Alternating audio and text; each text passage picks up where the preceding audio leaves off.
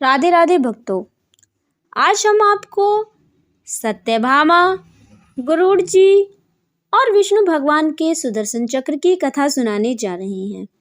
कैसे श्री कृष्ण ने सत्यभामा का, गरुड़ जी का और सुदर्शन चक्र का घमंड चूर किया।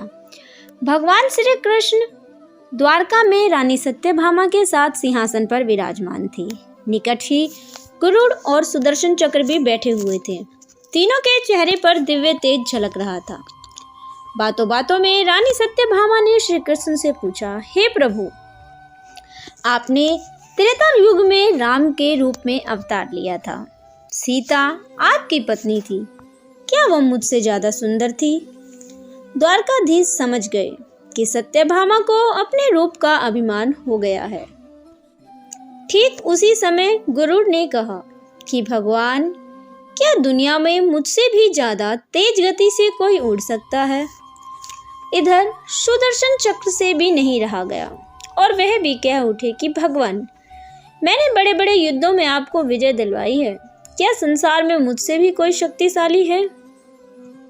भगवान मन ही मन मुस्कुरा उठे। वे जान रहे थे कि तीनों भगत अहंकार से भर चुके हैं। इनका अहंकार नष्ट करने का समय आ चुका है।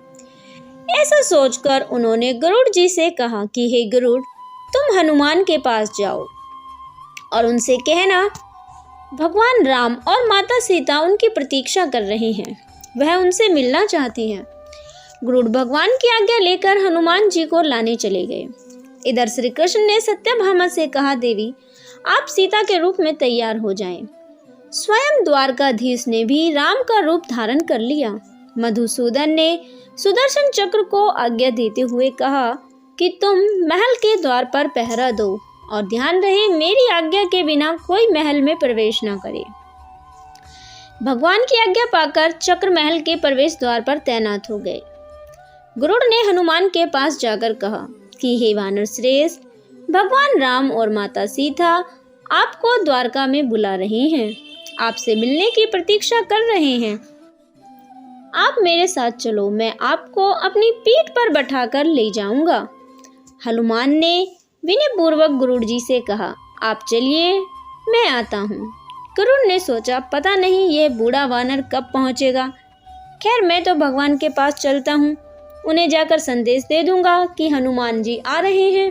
यह सोचकर गरुड़ शीघ्रता से द्वारका की ओर चल पड़े। जैसे ही महल पहुंचे तो गरुड़ जी क्या देखते हैं, उन्होंने देखा कि हनुमान जी तो उनसे पहले ही महल में प्रभु के सामने बैठे हैं। गरुड़ का सिर लज्जा से झुक गया। वह जान गया कि उनसे भी ज्यादा तेज कोई उड़ सकता है। तब श्री राम ने उनसे पूछा, हे पवन पुत्र, तुम बिना आज्ञा के महल में कैसे प्रवेश कर गए? क्या तुम्हें किसी ने प्रवेश द्वार पर रोका नहीं?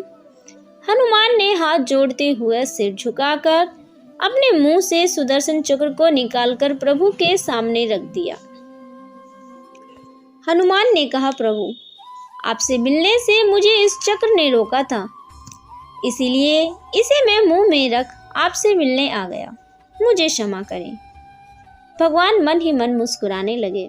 हनुमान ने हाथ जोड़ते हुए श्री राम से प्रश्न किया, हे प्रभु, आज आपने माता सीता के स्थान पर किस दासी को इतना सम्मान दिया है कि वह आपके साथ सिंहासन पर विराजमान है?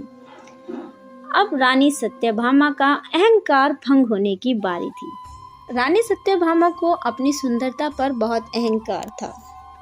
वह पल भर में चूर हो गया। रानी सत्यभामा, सुदर्शन चक्र और गरुड़ जी तीनों का गर्व चूर चूर हो गया। वे भगवान की लीला को समझ गए। उन तीनों की आंखों से आंसू बहने लगे और भगवान के चरणों में झुक गए।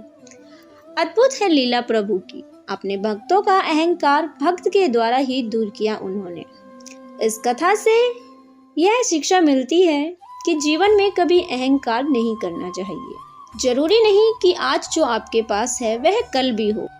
अगर आपके अंदर जरा सा भी अहंकार आने लगे तो समझ लीजिए कि ठाकुर जी हमसे दूर हो गए हैं।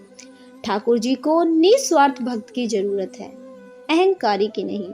अगर आपको ऐसी ही कथा देखना अच्छा लगता है तो हमारे चैनल को सब्सक्राइब करें कथा अच्छी लगे तो वीडियो को लाइक करें, शेयर करें और कमेंट में राधे राधे लिखें। आपका दिन मंगलमय हो।